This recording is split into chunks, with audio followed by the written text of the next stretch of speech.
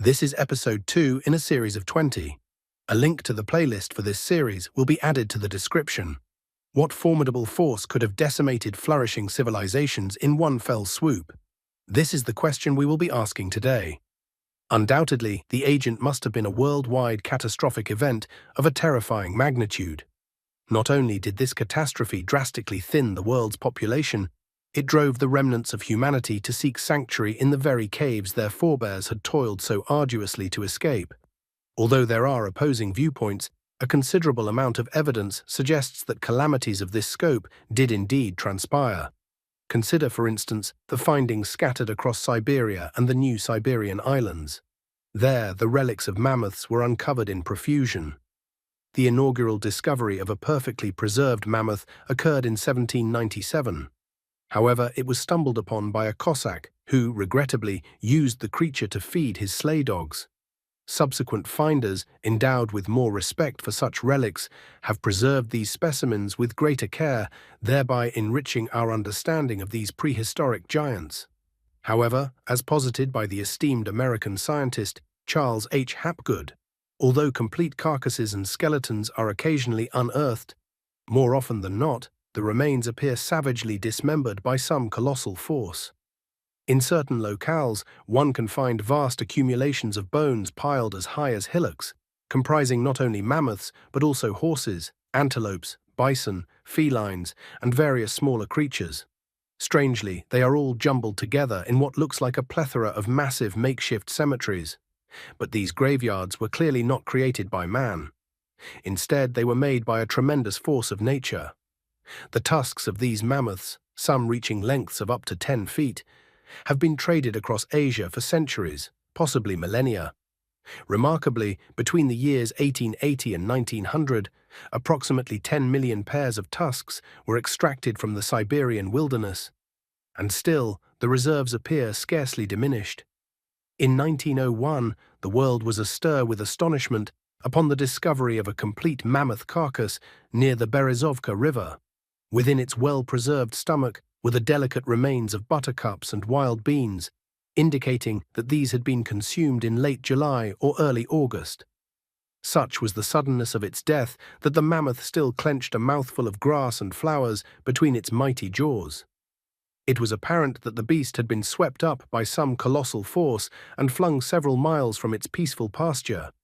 Its pelvis and leg were fractured, as though this enormous creature had been driven to its knees before being consigned to a frozen grave, at what is customarily the hottest time of the year.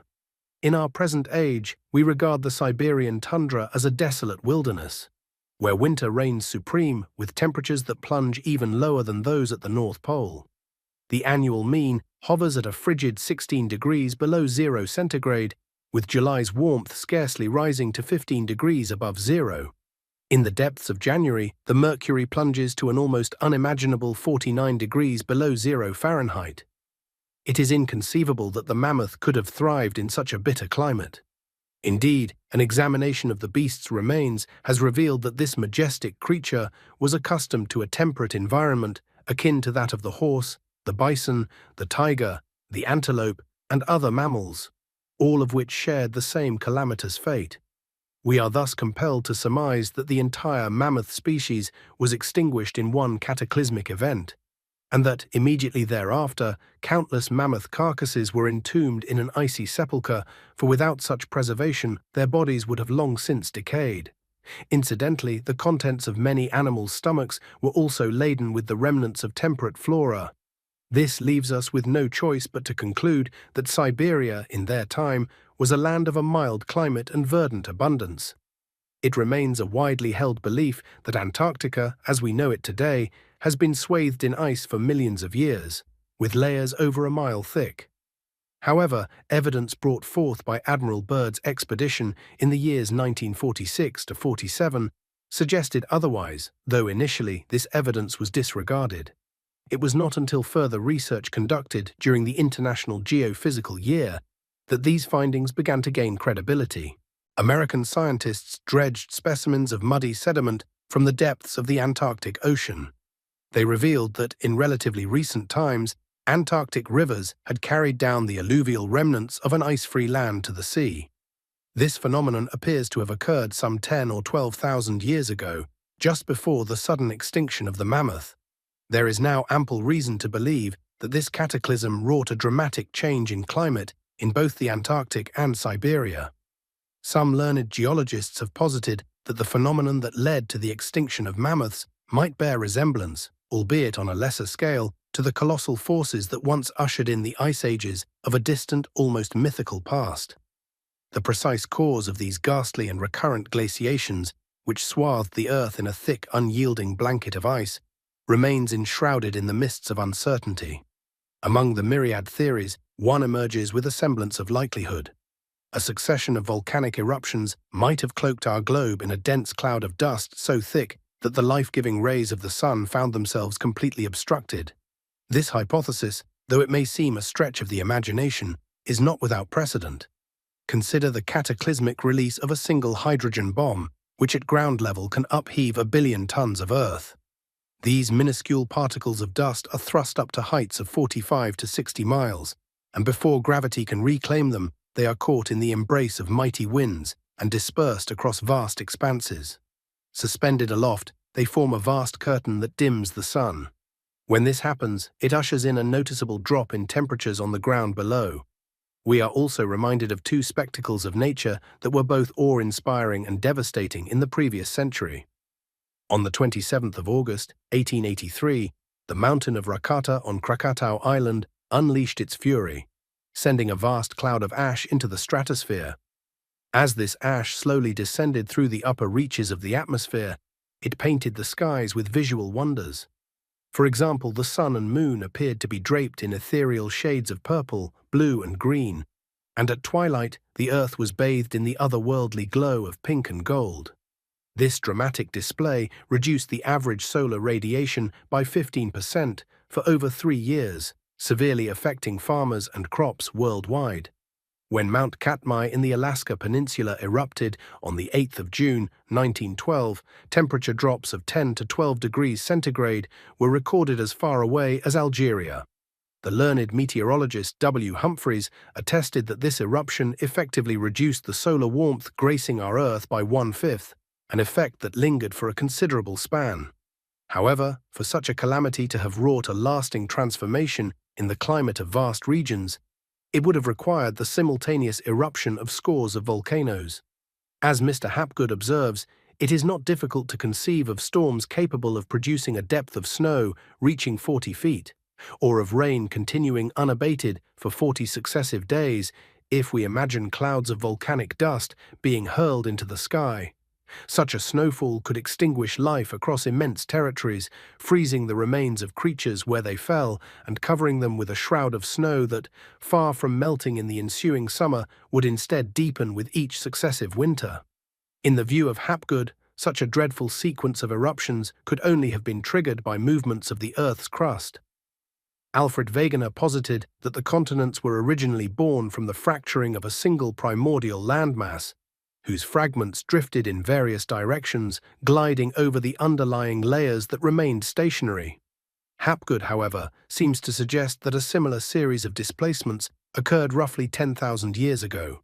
According to his theory, America shifted southward, while Siberia and Antarctica, once basking in temperate climates, were thrust into the bitter cold that now grips them as the most frigid regions of the globe. Wegener, on the other hand, believed that the breakup of this ancient landmass began some 250 million years ago, with the continents settling into their present locations around 1 million years hence. While we are not compelled to accept this timeline, it is not beyond the bounds of reason. Yet Hapgood's theory, which proposes that the displacement of America, Siberia, and Antarctica occurred within a relatively short span of time, so brief, in fact, that it would have unleashed far more severe convulsions than even he suggests, presents a more challenging notion to embrace. According to this theory, the upheavals would have persisted long enough to provoke a continuous onslaught of volcanic and seismic upheavals. Such convulsions could have annihilated all forms of life on our planet. At the very least, they would have enshrouded the Earth in a thick cocoon of dust, plunging every corner of its surface into a winter that would endure for many centuries. In this dreadful scenario, not only the mighty mammoths but all higher forms of animal and plant life would have perished in the catastrophe. Yet, in truth, though the fearsome assault of General Cold was sufficient to lay waste to Siberia and Antarctica, it did not hold sway for long over the rest of the world. For reasons that we shall endeavor to elucidate later, this chilling episode even led to a considerable rise in temperatures across Europe and America, which offers a curious twist to the tale of the Earth's turbulent history. While it is not difficult to imagine that, in the unfathomable depths of antiquity, the Earth's crust was sufficiently thin to allow the molten magma beneath to erupt in violent outbursts, it strains credulity to suppose that such a global eruption could have occurred spontaneously in more recent epochs, nearer to us in the geological timeline. In our quest to unravel the mysteries of the apocalyptic events that heralded the successive ice ages upon our Earth, one is inevitably drawn to consider that the causes may have been of an extraterrestrial nature. For such a cataclysmic event must surely have been triggered by some external force. But what might this force have been? Without venturing too far into the fanciful realms of science fiction, one can only surmise that the catastrophe was the result of a celestial body colliding with the Earth's surface. One might envision asteroids dislodged from their customary paths by rare planetary alignments, or perhaps enormous meteors hurtling through the vastness of space, or even remnants of former satellites of our own planet falling back to their erstwhile parent. This hypothesis aligns with the curious shifts of the Arctic and Antarctic zones, movements that seem to have occurred more than once in the history of our planet. Such dramatic changes find echoes in ancient Egyptian texts preserved in the Hermitage, Ipuwer, and Harris papyri. The latter, in particular, recounts a calamity after which south became north, and the earth turned round upon itself. Herodotus, the venerable historian, also informs us that according to the priests of Thebes, twice in past ages the sun used to rise in a different quarter from where it rises now, and twice it set in the east instead of the west. Thus, the notion of celestial encounters, as improbable as it may first appear, gains a measure of plausibility when viewed through the lens of ancient wisdom and the enigmatic records of a world long vanished. Scientific evidence is not wanting. As Kraichgauer asserts, during the era of fossil coal, the North Pole was located near what we now know as Hawaii, while in later epochs it found itself at Lake Chad in Africa. The peculiar nature of this vast reservoir, which neither receives tributaries nor grants outlets, suggests to some American geologists that it was created by the thawing of an enormous glacier. Such extraordinary shifts of the Earth's axis might well have been precipitated by the simultaneous and violent eruption of numerous volcanoes across the globe. One might visualize the effect by imagining a firework spinning wildly, plunging unpredictably as explosions erupt successively over its surface. A German geologist has vividly reconstructed the impact of such a catastrophe in the following manner. To the northwest, a blinding white streak of gas, stretching some 1,200 or 1,500 miles, arched across the sky. Silently, with the swiftness of lightning, it advanced, growing ever broader until it enveloped the earth like an enormous serpent. On either side of this fearsome apparition, great conflagrations ignited, setting the world ablaze. Then, from the depths of outer space, death descended upon the earth, taking the form of a planetoid torn from its orbit, hurtling towards our doomed planet. While still at some distance from our beleaguered planet, this celestial body split into two formidable parts. Both fragments plunged into the Atlantic with such tremendous force that they shattered the very crust of the earth. With a thunderous roar, a fiery column surged into the heavens, sweeping along with it a seething mass of gas, ash, lava, stones, and enormous chunks of incandescent magma. Destruction swept across thousands upon thousands of miles. The ocean itself began to boil, and vast quantities of water were transformed into steam. This steam mingled with dust and volcanic ash, and then condensed into dark, foreboding clouds that blotted out the sun. The Earth's volcanoes were stirred to a fury, and inevitably erupted with violence that beggars description. As we shall later discover, this vivid portrayal recounts the catastrophe that brought an end to the race of mammoths, a cosmic collision that is believed to have occurred some 11,000 years ago. This calamity engulfed vast regions, thrust harbor cities to an altitude of 13,000 feet, and, among other geological marvels, gave birth to the magnificent Niagara Falls. Although stupendous in its scale, this event did not in itself usher in an ice age in the strictest sense. However, the deluge of rains and floods that ensued from it was none other than the Great Flood recounted in the sacred texts. Some scholars propose that the catastrophe was caused by an asteroid drawn into the Earth's gravitational embrace by an exceptional alignment of the Earth, the Moon, and Venus. Yet when measured against the vast canvas of cosmic history, this disaster, though calamitous to us, was still a modest affair compared to the cataclysms of old. Theories abound concerning the origins of our Moon. As is well known, many hold the belief that it was not originally part of our solar system, but instead wandered in from some distant region of space and was ultimately ensnared by the Earth's gravitational embrace. The Austrian thinker Herbigger once remarked that the Moon's composition is so markedly different from that of the other celestial bodies within our system that we are compelled to consider the possibility of it hailing from unknown galactic realms.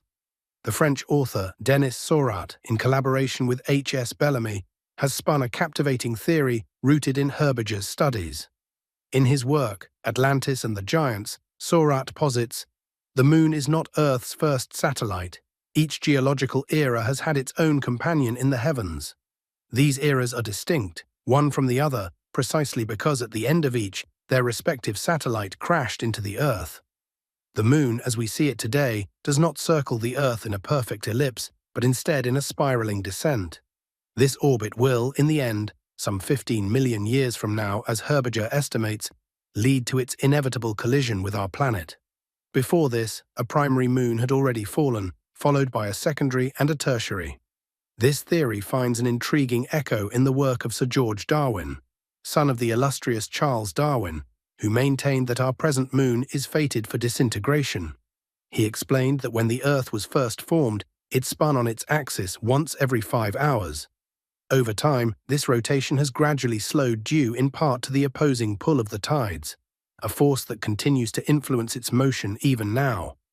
The reduction in speed may be slight, a mere second every 120,000 years. But the Earth's motion through space is also decelerating, causing the distance between it and the Moon to steadily increase. Looking far into the future, 50,000 million years hence, the Moon will have drifted to a distance of about 340,000 miles from the Earth. By then, the Earth's day will stretch to match the length of a month, encompassing 47 of our current days. As a result, one face of the Earth will be perpetually turned toward the Sun, condemning the planet to days of unbearable heat and nights of extreme cold. The atmosphere, thinned and weakened, will no longer suffice to shield the Earth from the Sun's relentless rays during these prolonged days, nor will it retain enough warmth to make the long nights endurable. Then, as the Earth's rotation slows even further, lagging behind the Moon's revolution, the pull of the tides will reverse its influence, hastening the Earth's spin once more. The Moon, drawn ever closer, will reach a critical point and disintegrate. Fragments of this celestial body will begin to orbit the Earth, forming a ring of debris much like Saturn's. Meanwhile, a deadly shower of meteors will rain down upon the Earth's surface. Terrifying earthquakes and seaquakes will ensue. Volcanoes will erupt with fury, and vast swaths of land will be swallowed by the sea. At best, only a few wretched remnants of humanity will survive, locked in a desperate struggle against the monstrous creatures that will emerge from the chaos of a world turned upside down. The period within which Sir George Darwin foretold the disintegration of our Moon is, of course, tied to its mass, its movement, and its distance from the Earth. While we know little of any moons that might have preceded our own, if they did exist, their demise would likely have unfolded in a manner much like the grim scenario just described. As Seurat astutely observes, there is a recurring dream that haunts many souls across the world, the dream of the Moon falling from the sky. In this vision, the heavens turn a blood-red hue, the stars quiver, and the Moon begins to tremble. Then, it swells to an enormous size and hurtles towards the Earth, which is thrown into turmoil by a cataclysmic whirlwind. This, Seurat continues, is not merely a fantasy or an ominous premonition, but rather a reflection of ancestral memories, passed down unconsciously from generation to generation. It mirrors the account in the Book of Revelation, which is inspired by events that occurred in the distant past. The end of the world has, in truth, already come to pass in a manner akin to the description in Scripture. And lo, there was a great earthquake, and the sun became black as sackcloth of hair, and the moon became as blood, and the stars of heaven fell unto the earth, even as a fig tree casteth her untimely figs when she is shaken of a mighty wind. And the heaven departed as a scroll when it is rolled together, and every mountain and island were moved out of their places. In this chilling portrayal, we see the echoes of cosmic catastrophes seared into the collective memory of mankind, where the very heavens themselves seem to conspire against the fragile existence of life on Earth. Is all this mere conjecture? It is hard to believe so when myths, legends, astonishing discoveries, and the most exacting scientific inquiry all converge to paint a picture, uncertain though it may be, yet so strikingly consistent in its details that it cannot be easily dismissed.